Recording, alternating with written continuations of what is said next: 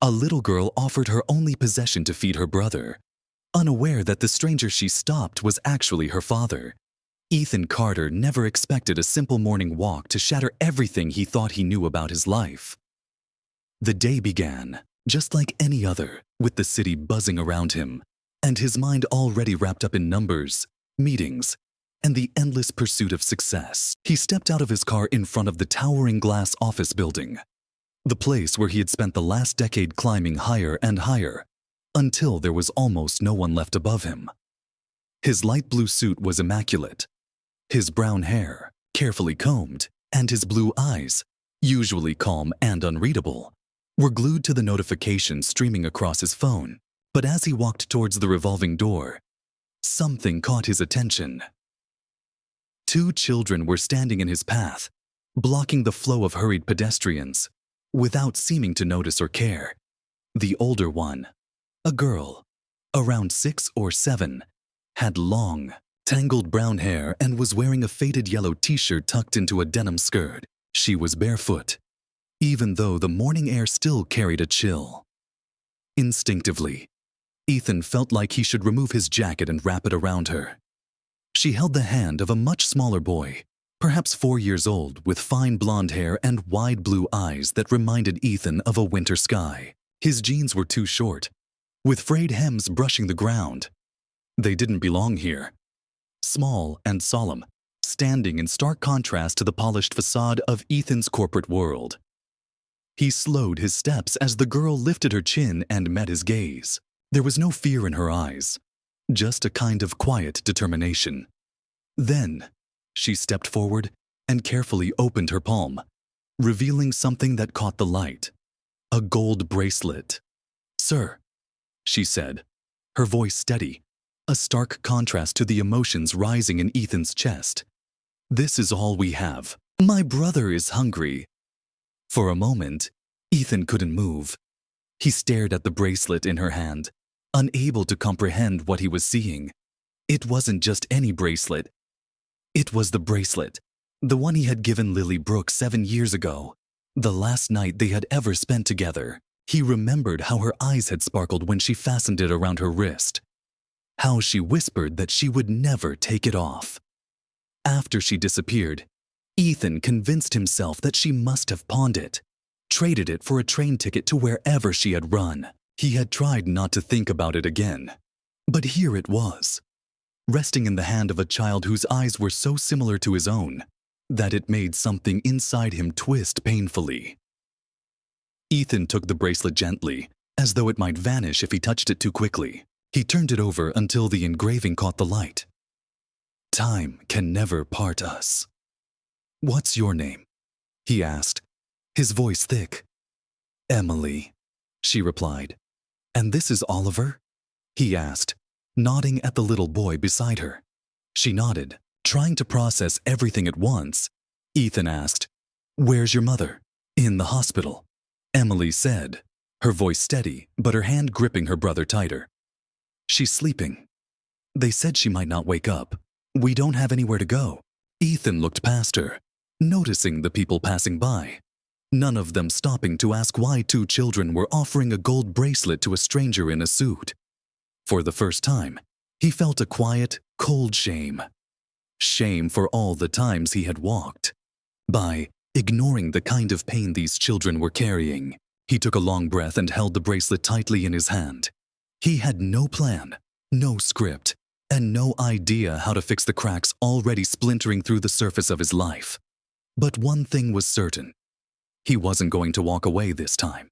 He led them away from the office building before anyone could stop and ask questions he wasn't ready to answer.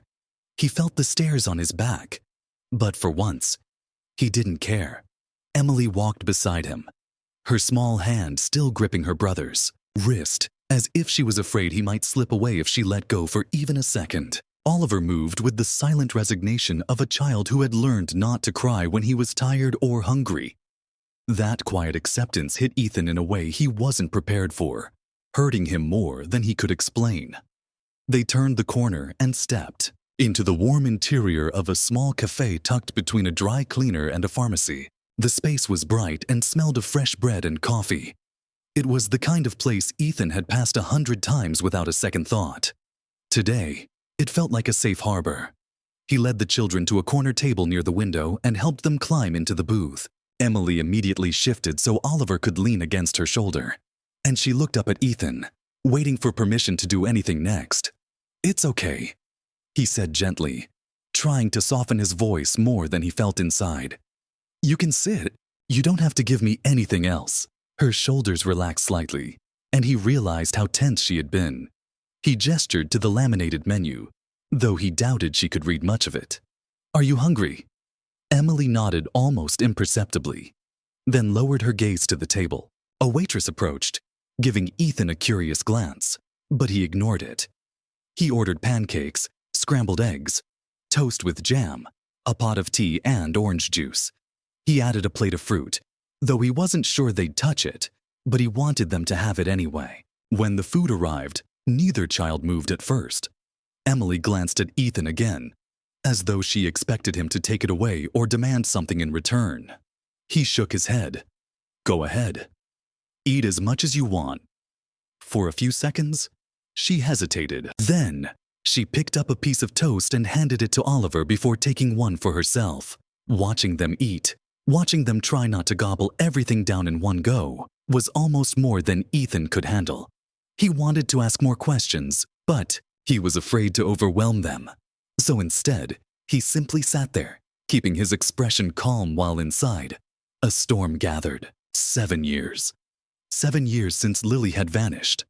He had spent months searching before giving up, telling himself she must have made her choice, telling himself that moving on was the only rational thing to do.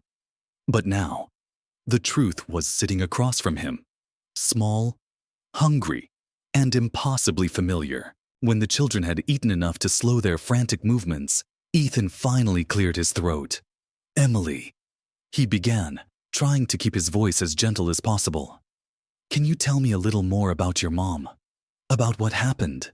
She swallowed, looking down at her folded hands. She was working at a hotel cleaning rooms. One day, she didn't come home. The lady there said she fell and hit her head. The ambulance took her away. We waited, but no one came. Ethan tried to keep his hands steady as he reached for his coffee. Emily glanced at Oliver, who had begun to drift against her side, drowsy from a full stomach. "We stayed in the place where she worked until they told us we couldn't be there anymore."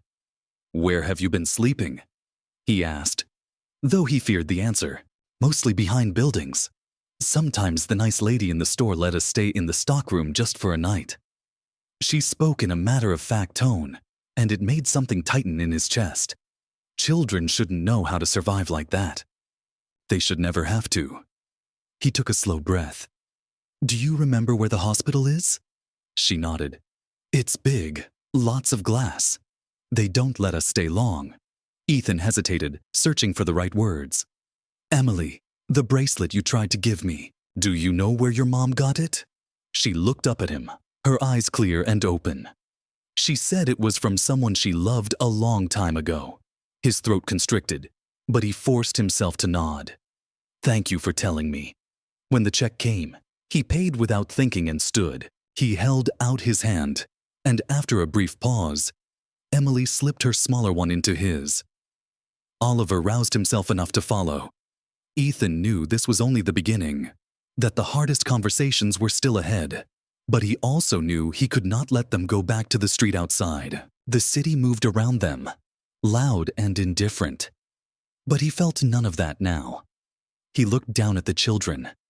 This little girl who might be his daughter. This boy who had no one. And he realized he had already decided. Whatever happened next, he was going to stay. Ethan decided not to take them back to his office. Not yet. It felt too sterile, too sharp around the edges for two children who looked like they hadn't slept indoors in weeks. Instead, he called his driver and gave him an address for a hotel just a few blocks away. It wasn't the most extravagant place in Manhattan, but it was warm and private. The kind of space where no one would question why a man in a tailored suit was arriving with two children in second-hand clothes.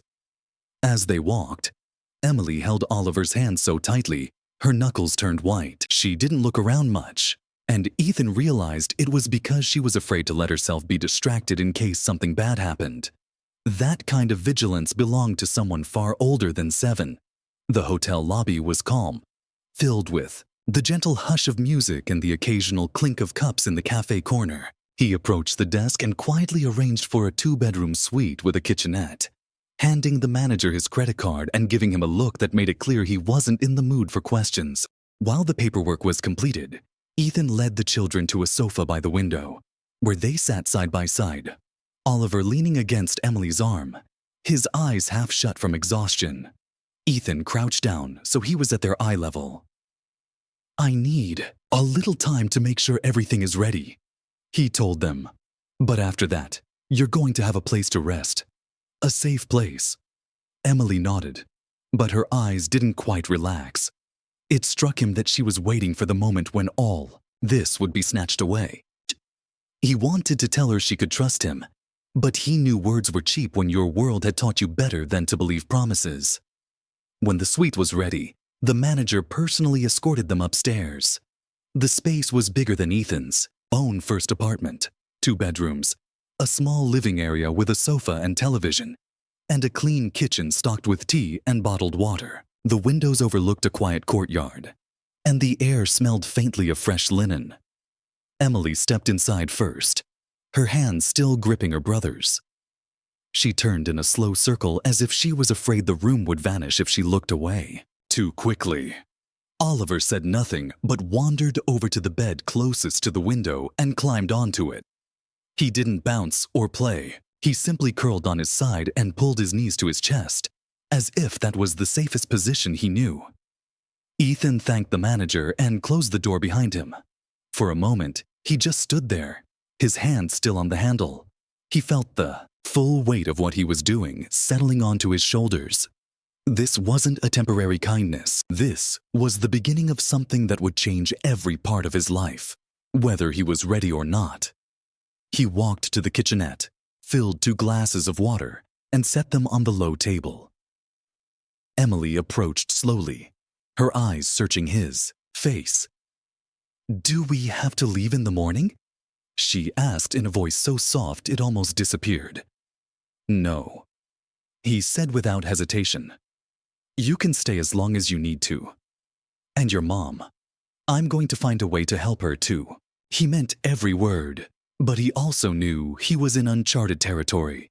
He'd never been responsible for anyone but himself. He'd never had to think about whether a frightened child needed reassurance more than facts. But as he looked at her thin shoulders, her tangled hair, and those eyes so much like his own, he knew he would figure it out later.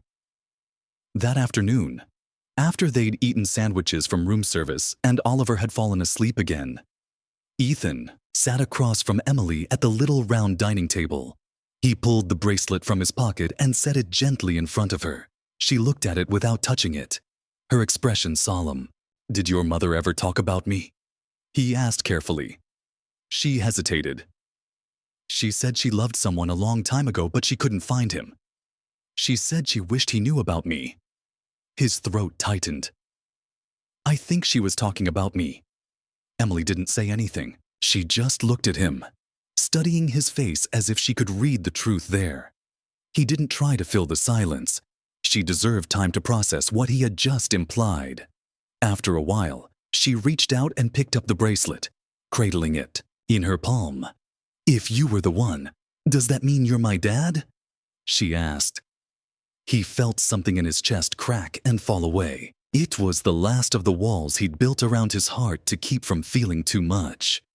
"Yes," he said simply. "I think I am." She nodded like she'd suspected all along. Then she slipped the bracelet back into his hand and whispered, "Then you should keep this." He didn't try to stop the tears that blurred his vision. He just closed his hand around the bracelet and promised her, that he would never disappear again. The next morning, Ethan woke up in the small armchair near the window, feeling a stiffness in his back that reminded him he hadn't slept anywhere but his own immaculate bed in years. But he didn't regret staying. In the early dawn light, he could see Emily asleep on one of the twin beds, curled protectively around Oliver, her arm draped over his chest like she was afraid someone would come and take him if she let go. He watched them for a moment, taking in how peaceful they looked when they didn't have to be brave. He wondered how many nights she had stayed awake, listening for footsteps or waiting for her brother to start crying in the dark. He felt the old, familiar ache of guilt. He couldn't even fully name it. All he knew was that if he'd been braver, if he hadn't given up searching when Lily disappeared, these children might never have learned to feel that kind of fear. He stepped quietly into the kitchenette to make tea. He didn't want to wake them, but he needed to collect himself before the day began. He had made a dozen calls the night before to lawyers, hospital administrators, and social workers. He was determined to secure guardianship and make sure Lily's care was fully funded. The system was already suspicious of a man suddenly appearing, claiming responsibility for children he had never met. But Ethan was prepared to spend every dollar he had, convincing them this was no passing impulse. He would prove he meant to stay, no matter how long it took. Around 7 a.m., Emily stirred, sitting up slowly, her hair falling into her face. She rubbed her eyes and blinked at the brightening window. When she spotted Ethan at the counter, her shoulders eased, and she managed a shy, sleepy smile.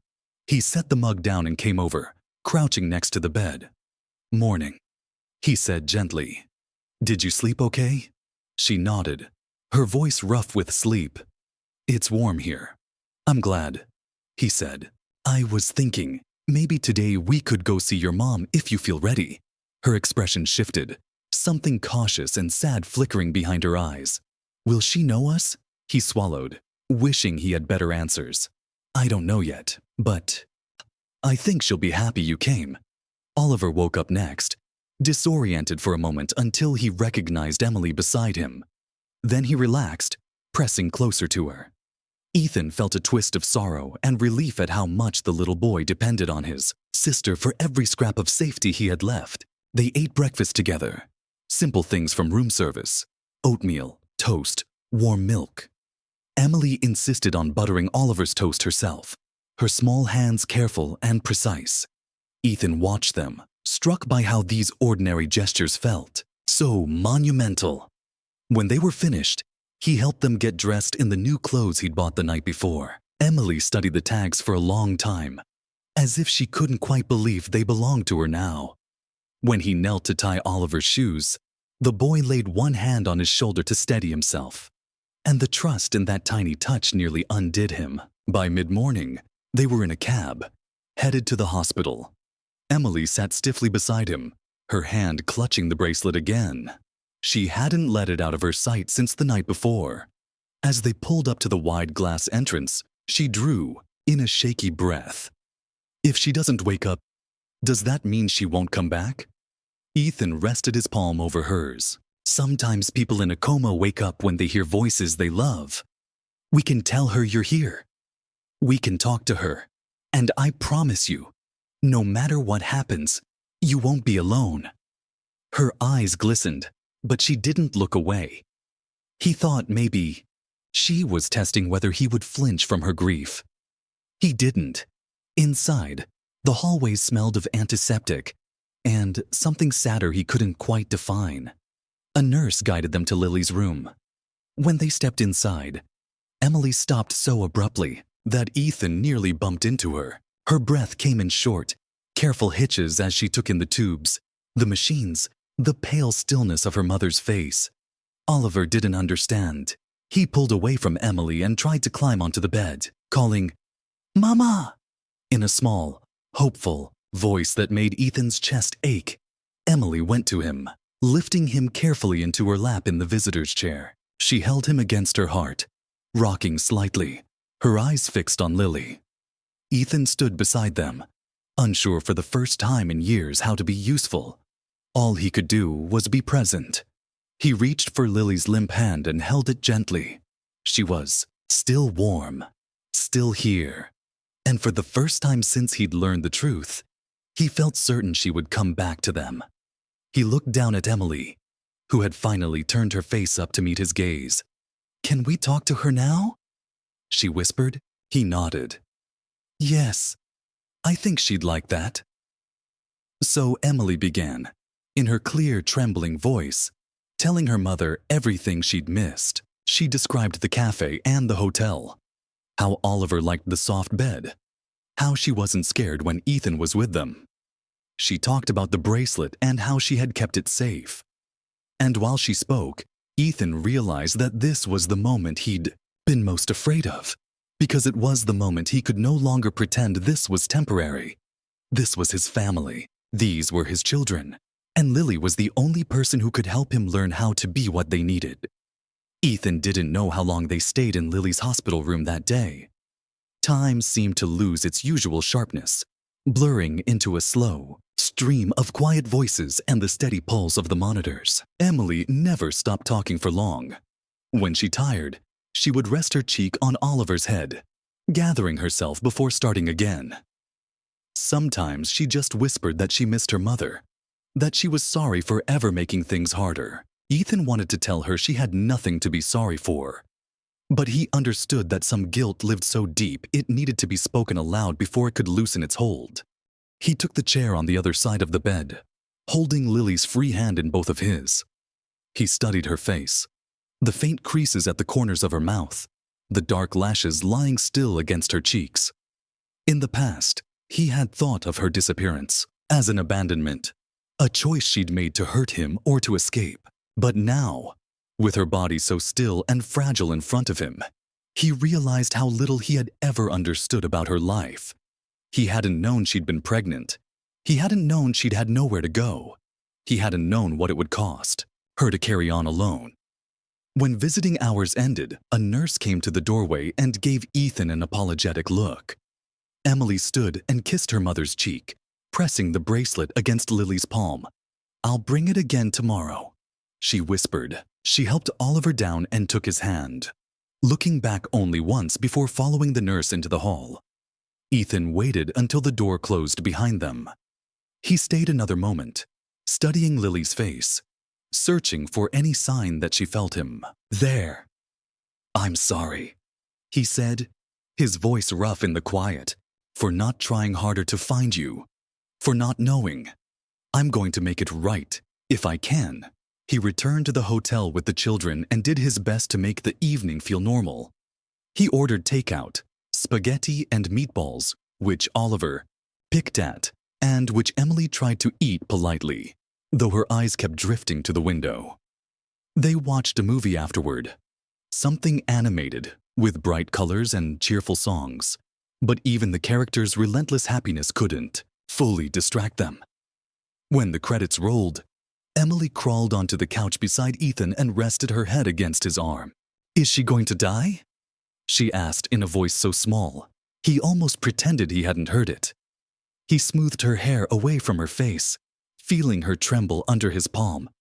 "I don't know," he admitted, because she deserved honesty. "But she's still fighting, and no matter what happens, you'll never be alone again." That night, after the children had finally fallen asleep, Ethan sat by the window in the dark. He watched the glow of streetlights on the glass and tried to imagine the life he'd thought he wanted before this began. He remembered the nights he had worked late at the office, convincing himself that success would make the loneliness worthwhile. He told himself that love was something that came second to ambition, that building his empire would fill the hollow space in his chest. But now, with the memory of Emily's voice in his ears and the shape of Oliver's small hand still lingering on his skin, he saw how wrong he'd been. These children didn't care about his business, his reputation, or his wealth. They cared about whether he was there when they woke up, whether they had food to eat, a safe place to sleep, and someone to say goodnight. And he found, to his surprise, that he wanted nothing more than to give them all those things.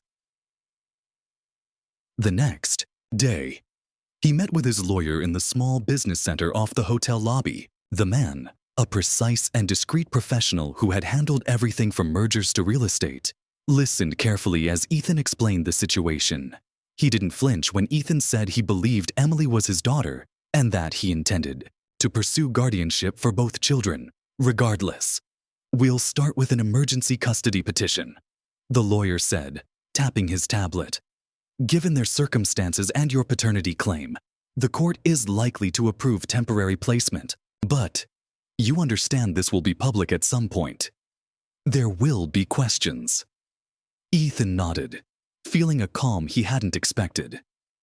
"Let them ask. The only thing that matters now is that those kids don't go back to the street."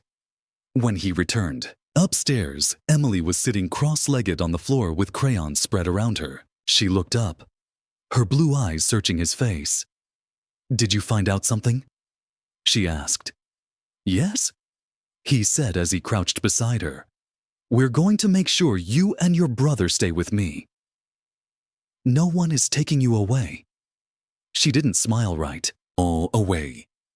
She studied him as though testing whether he meant it. Then, slowly, she leaned forward and hugged him, pressing her cheek to his shoulder. He closed his eyes and wrapped his arms around her, feeling the small, certain weight of trust settling between them. It was more precious than any contract he had ever signed, and he knew in that moment that no matter how complicated the road ahead would be, he was never going back to the life he'd led before he met them. By the end of that week, Ethan had begun to see that the rhythm of caring for children was as relentless as any boardroom negotiation, only more demanding in ways he hadn't been able to imagine. He found himself waking before dawn to the soft sounds of Oliver crying out in his sleep. He learned how to coax him back to calm without startling him, how to lift him gently back onto the pillow without making the boy feel like he was being moved just to be quiet. He discovered that Emily didn't fall asleep until she had checked the door twice, confirming it was locked and that Ethan was still nearby. At first, he tried to reassure her with words, but he came to realize that the only thing she believed was consistency. So, he showed up every evening without fail, so she would know he meant it when he said he wasn't going anywhere. Mornings became a small ritual he hadn't known he needed. They would gather around the little table in the suite with bowls of cereal and warm toast. Emily always prepared Oliver's plate first, laying everything out exactly the same way. She never asked Ethan to help, but she also didn't object. When he poured the milk or buttered the toast, she set aside for herself. It was a delicate dance of learning to share the work of care. After breakfast, he would walk them downstairs to the car where his driver waited to take them to a small children's center he had arranged for the day. The center was cheerful and bright, filled with other children and a staff who never looked twice at their second-hand clothes or their hesitant voices. Each morning, when he watched them step inside, he felt the same flicker of disbelief that he was the one bringing them there, that he was the person they looked back for before crossing the threshold. On Friday afternoon, when he returned to pick them up, the director of the center asked if she could speak to him privately. She was a kind woman with gentle hands and eyes that had seen far too much. She explained that Emily hadn't wanted to participate in the group art project because she was afraid that if she left Oliver's side, someone would take him away. When Ethan thanked her for telling him, she laid a hand lightly on his arm and said, "They trust you more than they trust anyone else. That's why she's starting to show you her fear." He drove them back to the hotel himself that evening, feeling the quiet weight of that observation. In the rearview mirror, he saw Emily resting her head against Oliver's. He didn't need anyone to explain to him what it meant to be afraid of losing the only person you had left. He remembered the months after Lily disappeared when he had tried to bury himself in work, pretending he hadn't lost something irreplaceable. It struck him that Emily was doing the same thing now, holding her brother so tightly because it was the only way she could keep herself from unraveling. Back at the suite, he ordered dinner. Something simple: roasted chicken and vegetables. They ate together in the living area, while the television played softly in the background. When the plates were cleared and Oliver was nodding off against a pillow, Ethan decided it was time to try something he'd been putting off. He picked up the bracelet from the table, turning it over in his hand. "Emily," he said, meeting her gaze across the sofa, "I think we should go see your mom again tomorrow. And I'd like to bring this back to her. Emily studied the bracelet for a long moment. Then, she reached out and took it, closing her fingers around the delicate gold. Do you think she'll wake up if she knows we're there? She asked. I think she'll hear you, he said honestly. I think she already does. Later, when the children were asleep, he sat by the window in the dark, watching the city lights flicker between the curtains. He tried to picture what life might look like if Lily never woke up. He thought about how he would explain it to Emily and Oliver, how he would help them carry the loss without letting it swallow them. But in that same breath, he also allowed himself to imagine what it would be like if she did open her eyes and saw him there, saw the children safe and loved. He wondered if she would still see the man she had once trusted, or if too much time had passed to believe in that version of him. He fell asleep in the chair again, the bracelet resting in his palm. Before sleep finally claimed him, he felt something he hadn't let himself feel since the day he first saw Emily's face. A cautious, stubborn hope that maybe they could all find their way back to each other. No matter how far apart they drifted, the next morning dawned bright and clear, with the kind of sharp autumn air that made everything feel a little cleaner and more honest. Ethan had woken early, not because of Oliver's cries this time, but because he couldn't shake the feeling that something important was waiting for them. He dressed quietly, careful not to disturb the children, and stood for a long moment by the window, watching the city come alive below. He felt the bracelet in his pocket, the familiar weight of it grounding him in this reality he hadn't been prepared for, but was no longer afraid of.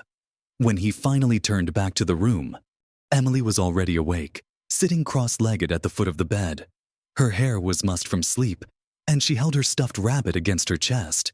She didn't say anything at first. She just looked at him with an expression that seemed older than her years.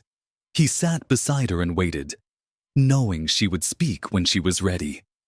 After a moment, she said, I had a dream that Mama came back. She was smiling.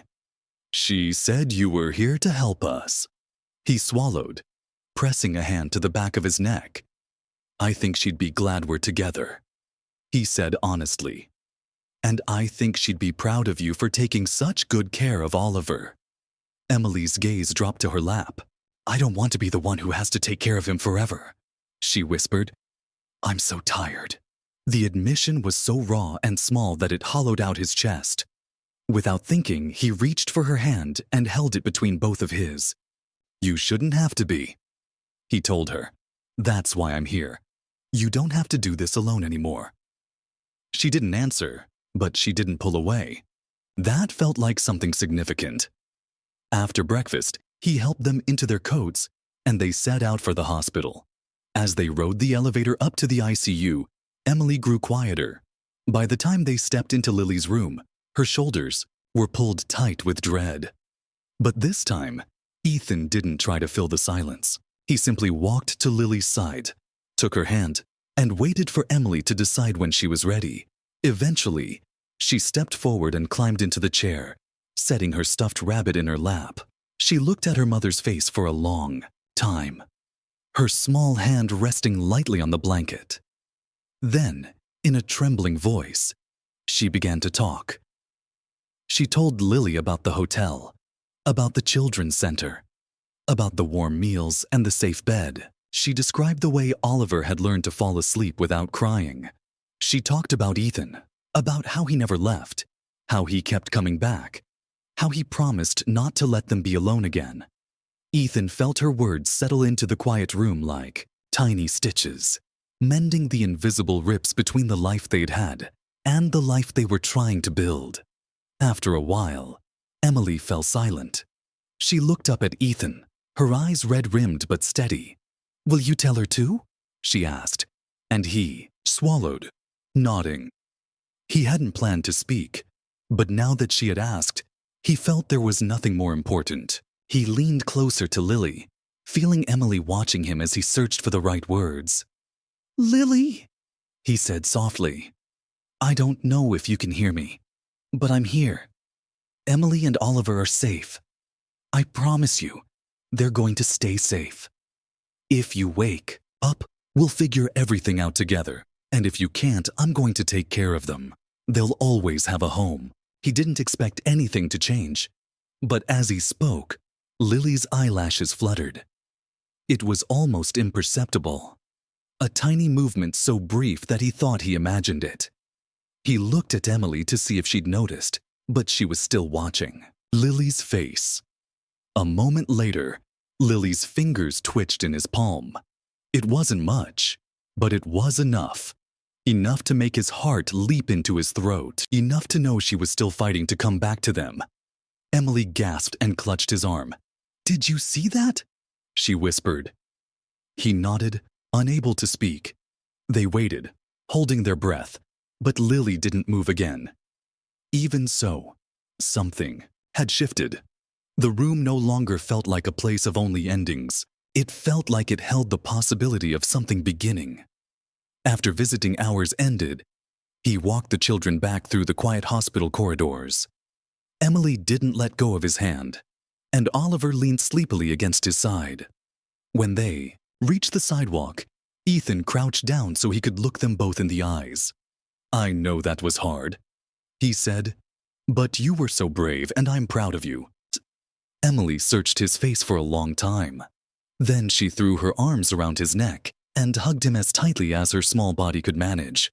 When she let go, she said, "I believe you now." He blinked, feeling the words settle somewhere deep in his chest. "About what?"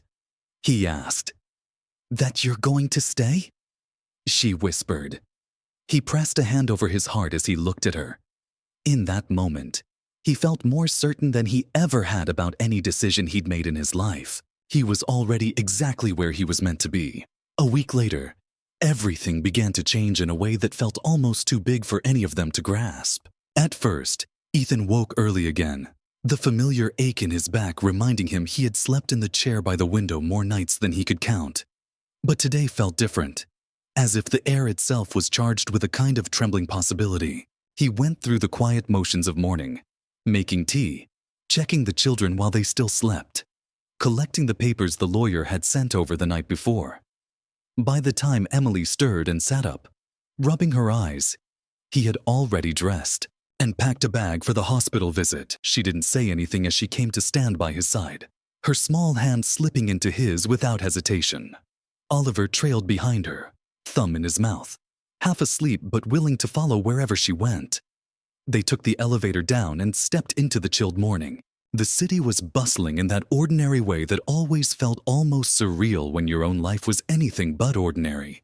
As the car moved through the traffic, Ethan found himself staring out the window, wondering what he would do if nothing changed. He tried to picture explaining it to Emily, telling her that sometimes love alone wasn't enough to bring someone back. He tried to imagine himself standing beside Lily's bed again, saying all the things he hadn't had the courage to say when they were together. He felt the weight of every failure, every missed chance, every day he had spent believing he was better off alone. But when they reached the hospital, he looked at the two children waiting patiently for him to lead, and he knew none of that mattered anymore. They walked the familiar corridor, and Emily's grip on his fingers tightened with each step. When they reached Lily's door, he paused to look down at her. "Are you ready?" he asked, though he knew no one was ever really ready for these moments. She nodded once, her chin lifting in that determined way that always reminded him of Lily, herself. Inside the room was hushed except for the rhythmic beeping of the monitor. Lily's face was still pale, her hair spread across the pillow like a dark halo. Ethan set the small bag of clean clothes and flowers on the table and crossed to her side, feeling his heart thudding in his throat. Emily climbed into the chair and took her mother's hand the way she had every visit. She leaned close, her voice soft but clear as she began to talk about the night before, about the movie they watched, about how Oliver had laughed so hard, milk came out of his nose. Ethan felt something shift as if the air itself were bracing for what came next. He didn't even realize he was holding his breath until Lily's eyelids fluttered again. This time, they didn't stop. Slowly, with the halting uncertainty of a body waking from too long a sleep. Her eyes opened. They were unfocused at first, blinking against the bright light. Emily froze, her breath catching in her throat as Lily's gaze drifted across the ceiling before finding her daughter's face. For one terrible second, no one moved. Then, Lily's lips parted, her voice a ragged whisper. "Miley!"